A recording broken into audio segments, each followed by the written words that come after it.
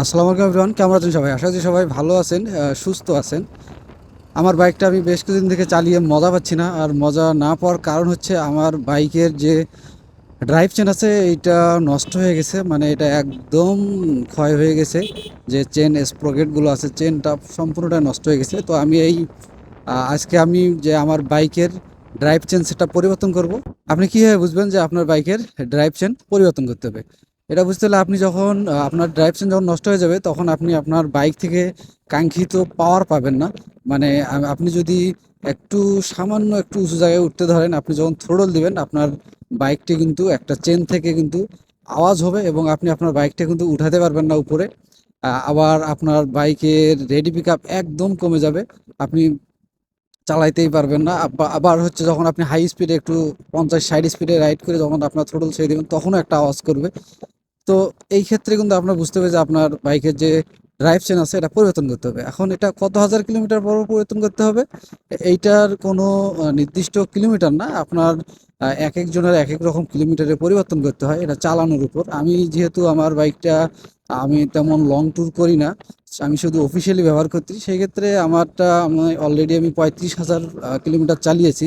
যদিও এটা আমার আরও আগে পরিবর্তন করা লাগতো, কিন্তু আমি সময় স্বল্পতা এবং অন্যান্য সমস্যার কারণে আমি এটা সঠিক সময়ে পরিবর্তন করতে পারিনি।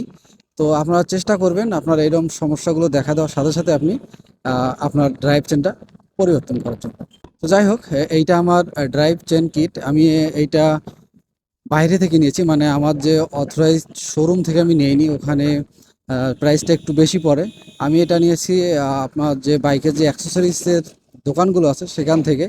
ওইখানে আপনি 2400 থেকে 2500 টাকা পেয়ে যাবেন। আমার কাছে 2400 টাকা নিয়েছে এটা। আর আমি যদি এইটা আবার সুজুকির শোরুম থেকে বা অথরাইজড ডিলার থেকে যদি আমি নিতাম তখন কিন্তু এটার দাম 3500 থেকে 4000 টাকা পড়ে যেত।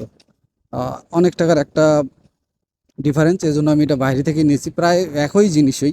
এখন জানি না এটা কেন এইরকম দামের তফাৎটা, অনেক তফাৎ। তো যাই হোক, আমি এটা এখন লাগিয়ে নেব। তো এটা লাগানোর সময় অবশ্যই একজন দক্ষ টেকনিশিয়ান দিয়েই লাগিয়ে নেবেন। তো চলুন, এটা আমি লাগিয়ে নেওয়ার পর বাকি কথা আপনাদের সাথে বলছি। আমি চলে আসছি সার্ভিসিং সেন্টারে। অলরেডি পিছনের চেন স্প্রকেট খোলা প্রায় শেষ। এখন সামনেরটা খোলা হবে। আমি সেটাও আপনাদেরকে দেখাচ্ছি। এখন সামনের চেন স্প্রকেটটি খোলা হচ্ছে। এটা খোলা হলে আমি আপনাদেরকে দেখাচ্ছি যে এটা কতটা ক্ষয় হয়ে গেছে, আসলে এটা চালানো আরও সম্ভব ছিল কি না। এটা খোলা শেষ, দেখেন এটা একদম কতটা ক্ষয় হয়ে গেছে। আসলে এটা আরও অনেক আগে আমার পরিবর্তন করা উচিত ছিল। তো যাই হোক, আমার কাজ প্রায় শেষ।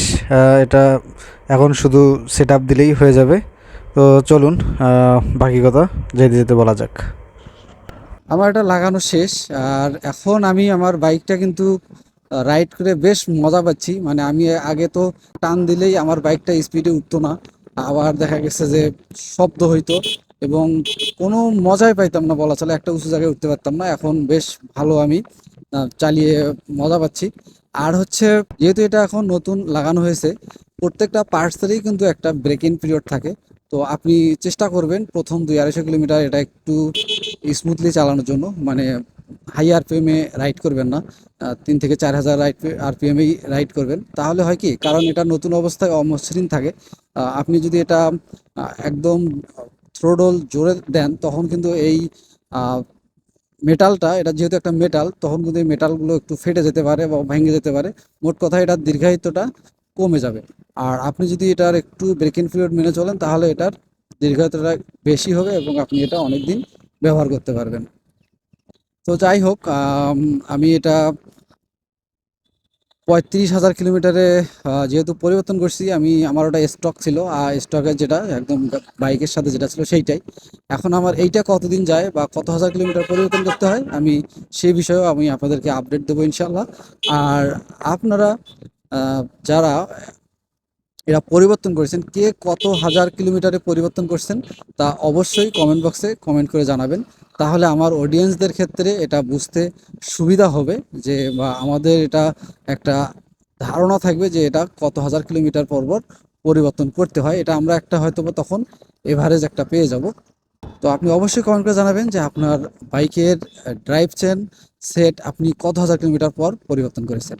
আমি আরেকটি কথা বলতে ভুলে গেছিলাম, আসলে এই 35,000 কিলোমিটারের মধ্যে আমি একবার আমার বাইকের যে সামনের যে ছোট চেন স্প্রকেটটা আছে এটা পরিবর্তন করে নিয়েছিলাম, কারণ এটা দ্রুত ক্ষয় হয়, এজন্য আমি এটা একবার পরিবর্তন করে নিয়েছিলাম এবং নিয়ে এটা আমি আবার রাইড করছি। তো এখন যেহেতু আমার পিছনেরটাও ক্ষয় হয়ে গেছে, সেই জন্য আমি এটা একদম পুরো সেটটাই পরিবর্তন করে ফেললাম। তো আজকের ভিডিও এখানে শেষ করছি, কথা হবে অন্য কোনো ভিডিওতে। সবাই ভালো থাকবেন, সুস্থ থাকবেন, খোদা হাফেজ।